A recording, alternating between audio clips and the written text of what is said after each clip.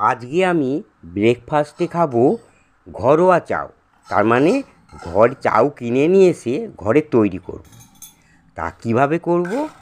প্রথমে একটা বড় দেখে চাউ কিনে আনলাম, তারপর দুটো ডিম, গাজর, বিনস, ক্যাপসিকাম, পেঁয়াজ, আলু এগুলো কিনে এনে টুকরো টুকরো করে আলাদা বাটিতে সাজিয়ে রাখলাম।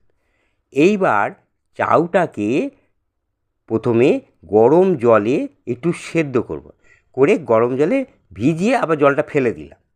তারপর এইবার কড়াইতে তেল দিয়ে সাদা তেল দিলাম, দিয়ে তেলটা যখন গরম হয়ে গেল তখন সেই পেঁয়াজ, আলু, বিনস, গাজর আর ক্যাপসিকাম নিয়ে ওর মধ্যে দিয়ে দিলাম। এবার অনেকক্ষণ ধরে অনেকক্ষণ ভাজার পর তখন সেই গরম জলে ভেজানো সেই চাউটা ওর মধ্যে দিয়ে দিলাম।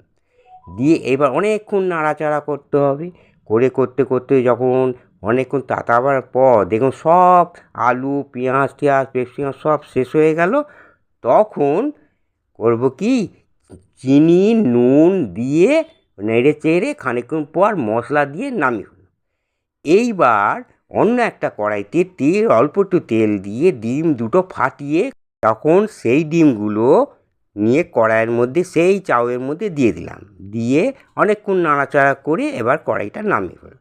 নিয়ে এবার বাটিতে একটা কাশিতে কিংবা প্লেটে ঢেলে চামচ দিয়ে নেড়ে চেড়ে খেয়ে নাও।